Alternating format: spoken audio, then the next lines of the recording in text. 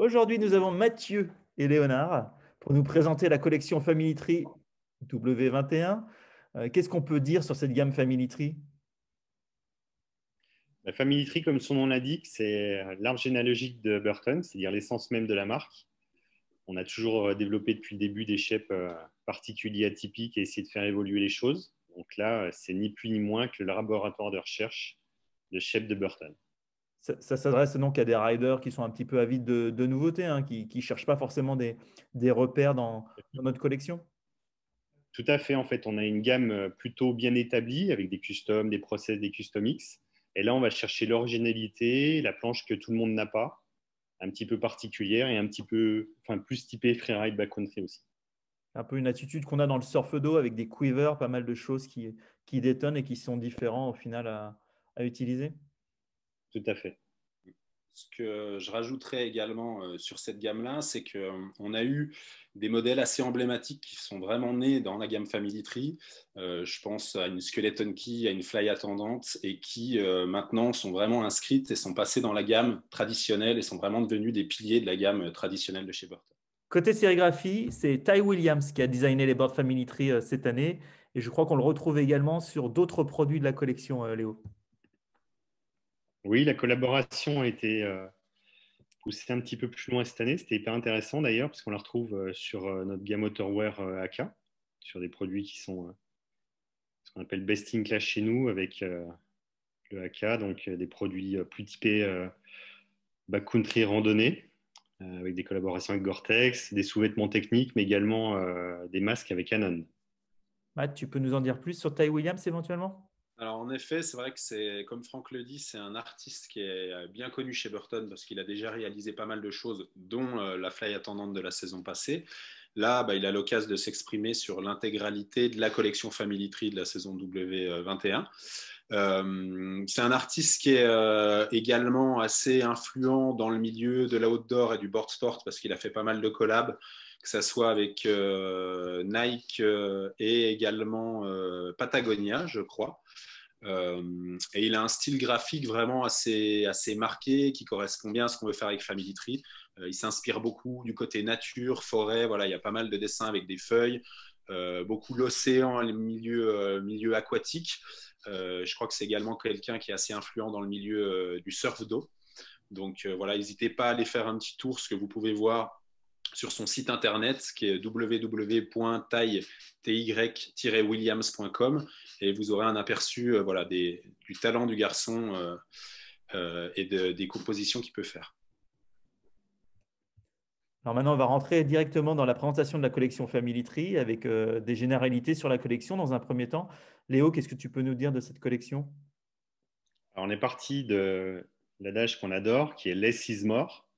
C'est-à-dire qu'on a fait une collection plus compacte, mais avec plus de profondeur, plus de taille. Pourquoi? Parce qu'on a voulu supprimer en fait un modèle emblématique qu'on avait avant spécifique pour les filles et l'intégrer maintenant sur toutes les gammes qu'on a. C'est-à-dire que ce soit la Power Range, Beagle, Pompton Hero, Sensei ou Stretch Shutters se déclinent maintenant en petite taille pour les filles. Et on a aussi décliné toutes ces planches-là pour la pratique du split afin d'avoir une offre beaucoup plus large, plus étendue pour correspondre à la plupart d'entre nous. Est-ce qu'on peut rajouter qu'on a joué aussi sur les largeurs des boards cette année? Oui, tout à fait, c'est la première fois. Et c'est une nouveauté aussi, puisqu'on retrouve la Pompton Hero dans sa version originale, étroite, plutôt taillée, mais aussi dans sa version large. Alors, on va regarder la structure vraiment de la gamme Family Tree 2021. Ce qui est intéressant pour cette année, c'est qu'on va venir apporter 4 nouveaux modèles qui sont la Straight Shutter, la Sensei, la Big Gulp et la Power Range.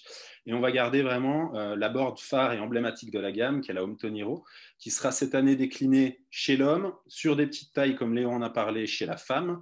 On aura également une Pompton Hero Small pour le junior. Et pour finir, on garde le meilleur pour la fin, on aura une version split également de la Pompton Hero.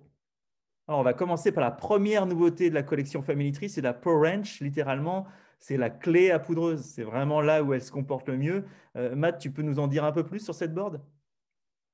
Oui, voilà, ce que Franck dit est assez intéressant. Il parlait de la clé à poudreuse.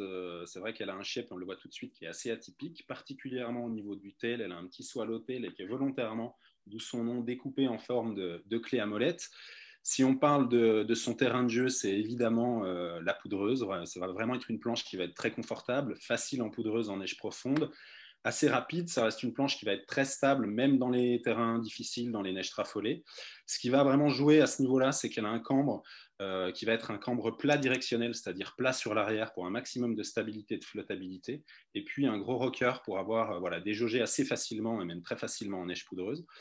Au niveau de sa construction, on peut rajouter qu'elle va avoir 25 mm de pintail, donc c'est clairement la planche qui va avoir le pintail le plus marqué, une fois de plus, combiné au swallowtail pour avoir une planche qui va se comporter de manière superbe en poudreuse. Et je la ride dans quelles conditions? C'est vraiment exclusif à des conditions de grosse puff ou on peut la rider différemment?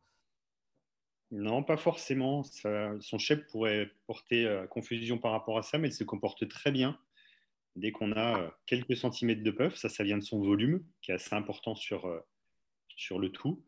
Et l'autre avantage, c'est qu'il va offrir sur les zones de transition, c'est-à-dire quand on va pouvoir passer d'un champ de puff à un autre ou finir sa journée sur une piste, avec son cambre plat, on va avoir énormément de stabilité et beaucoup plus de polyvalence. On peut noter aussi, c'est l'accessibilité du prix. C'est la board la plus accessible de la gamme Family Tree à 500 euros. Alors, on va enchaîner maintenant avec la Big Gulp, littéralement la grande goulue. Elle dévore la poudreuse sans modération. Matt, tu peux nous en dire plus sur cette board?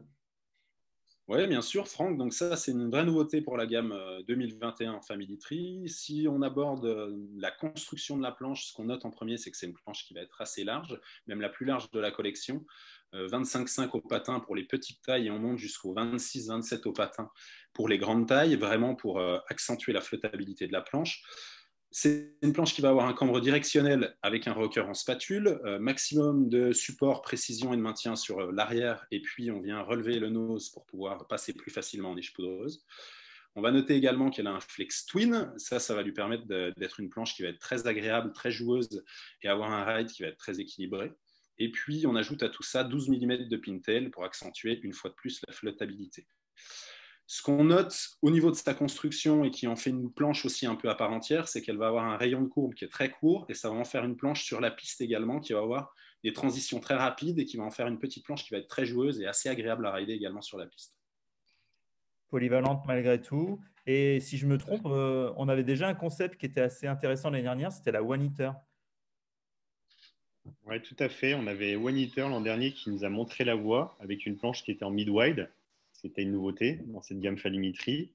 Et on va un petit peu plus loin avec la Big Gulp qui est plus large et qui est plus large pas uniquement pour correspondre au grand pied, mais aussi pour amener, comme l'a dit Matt, en fait, beaucoup d'aisance et de flottaison en fait, sur ces neiges profondes. Et le dernier point, c'est son prix, 550 euros cette saison. On enchaîne maintenant avec la fameuse Hometon Hero, la board du héros de la station, le héros local. Léo, je sais que tu l'aimes bien cette board, tu peux nous en dire plus?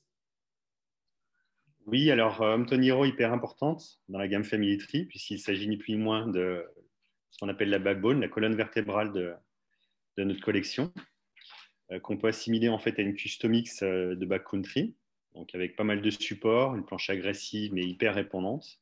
Au niveau technique, on va avoir un cambre directionnel avec un rocker en spatule, 12 mm de pintail, toujours pour flotter plus facilement, accroche et précision, une performance en carving, agile, très maniable, à l'équivalent de la Custom X, on l'a déjà dit juste avant.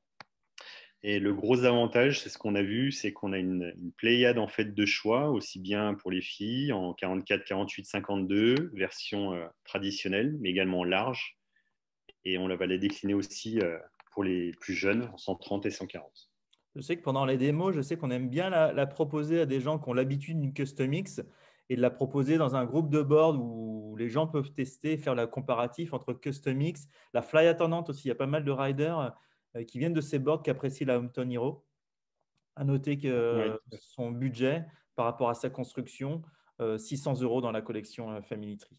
Encore une nouveauté cette année avec la Sensei directement inspirée de notre rider Massa, notre freerider japonais, la machine à carving. Léo, qu'est-ce que tu peux nous dire sur cette board? Alors, Sensei, c'est l'exception à la règle. C'est-à-dire qu'en ce moment, on développe, et notamment dans Family Tree, énormément de planches qu'on va choisir petites avec du volume. Sensei, c'est tout l'inverse. C'est-à-dire qu'elle va être plutôt taillée, très étroite, Par contre, il ne faut pas hésiter à la choisir grande. C'est pour ça qu'au niveau des tailles, on monte jusqu'à 170, ce qui est assez rare. C'est la plus grande qu'on ait dans la gamme Burton. Au niveau construction, c'est une planche qui est en Dragonfly, donc tout ce qu'il y a de plus haut de gamme en fait chez Burton. Dragonfly avec du highlight carbone. Et c'est ce qui va lui donner aussi beaucoup de peps et de pop, puisqu'elle va en avoir besoin. Puisqu'en fait, il est très simplement aussi pour une grosse tendance qu'on va avoir au Japon, c'est-à-dire du freestyle carving, amener du fun en fait sur du carving, sur des terrains qui sont très bien préparés au Japon, damés. On a pas mal de vidéos qu'on peut retrouver sur YouTube, notamment par rapport à cette tendance qui est en train d'exploser là-bas. Il faut faire gaffe quand même à la taille des pieds, hein. Tu disais 25 au patin maximum. C'est quand même une planche qui peut être Ouais, exclusive par étroit. rapport à son gabarit. On Tout à fait. finalisera par son prix, hein, 650 € qui est adapté à sa construction. Et on va conclure avec la dernière nouveauté de la collection Family Tree de cette saison 2021, la Straight Shutter, donc littéralement droit dans la pente, vraiment la planche version Big Mountain de la nouvelle collection. Franck, tu peux nous en parler un peu plus précisément? Bah, elle se caractérise déjà par sa rigidité. C'est la board la plus exigeante, la plus rigide de la collection. C'est hyper stable. C'est vraiment un char d'assaut. On peut s'engager dans des lignes vraiment super engagées avec cette board. C'est vraiment safe. Caractéristique technique, c'est sa construction. C'est similaire à une Custom X sur une base de cambre directionnelle avec un rocker en spatule. 18 mm de pintel, ça c'est pour améliorer la flottabilité. C'est super solide, mais il faut avoir vraiment des bonnes guibolles. Elle adore la grande vitesse, elle adore les grandes courbes. Et c'est une board avec énormément de caractère qui procure énormément de sécurité, quelle que soit la neige, quel que soit le terrain, à condition, encore une fois, d'avoir une super bonne maîtrise technique. Pour pouvoir se repérer par rapport à d'anciens modèles qu'on aurait pu avoir dans la gamme Burton ou Family Tree, on peut l'assimiler à quelque chose? Bah, j'aurais tendance à dire que si on parle du côté un peu exclusif et un peu engagé de la board, ça me fait penser à la leaderboard qu'on avait l'année dernière dans la collection, qui était quand même pour des gabarits costauds, assez puissants et voilà, sur une base de freeride un peu engagé,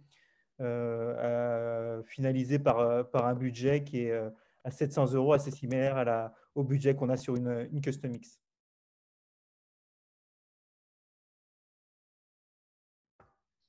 J'ai l'impression qu'on a une gamme Family Tree bien complète cette saison. Ah bah écoute, je crois que là, cette année, on peut carrément dire que ça va être la fête du split, je crois. On a une gamme qui est beaucoup plus étendue que la saison dernière, plus de modèles, plus de choix. Voilà, si on parle du premier placement prix, ça va être la Powrench, modèle split à 750 €.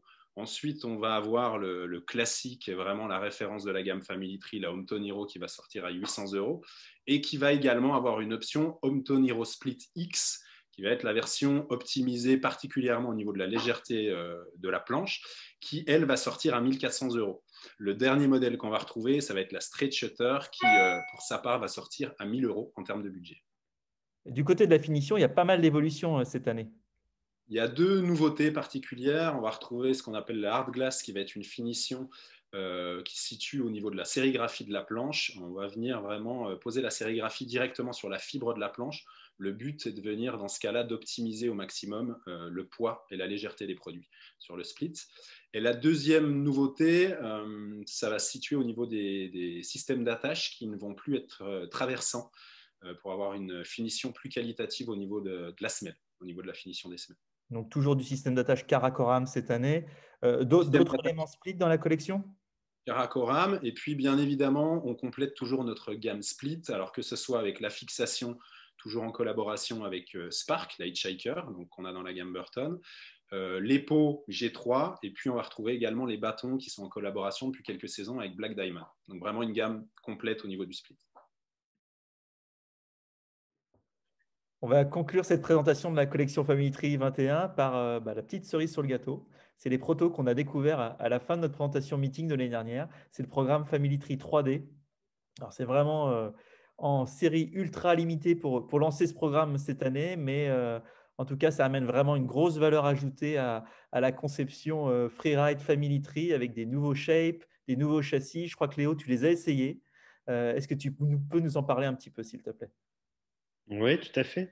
Là, en fait, on est un petit peu sur l'apogée du programme Family Tree, puisque Family Tree, c'est un gros travail sur les shapes. Mais au-delà de ça, maintenant, on travaille pas uniquement sur la forme du plateau, mais aussi sur son carénage, sur son travail de surface.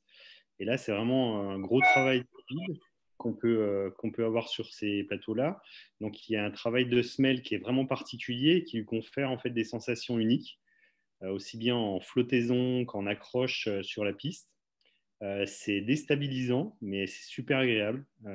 C'est très compliqué en fait à traduire et à mettre à plat sur une feuille. Mais c'est la grosse surprise de l'année. Il faut vraiment monter dessus. Ça laisse pas indifférent. C'est des planches qui sont passionnantes et qui sont amenées à avoir un bel avenir dans la collection. On a eu la chance de les essayer, certains détaillants aussi. Vraiment, il y a eu l'unanimité sur le feeling, sur cette sensation de suspension, même dans des toutes petites neiges poudreuses. Tu as vraiment l'impression d'être tout de suite au-dessus de la neige et vraiment, ça amène vraiment cette sensation. Et je crois que j'ai entendu aussi beaucoup de précision sur les pressions sur la carre. Le contrôle était vraiment très, très fin et ça amenait vraiment cette sensation de maîtrise qui était vraiment poussée au maximum par rapport à cette nouvelle construction.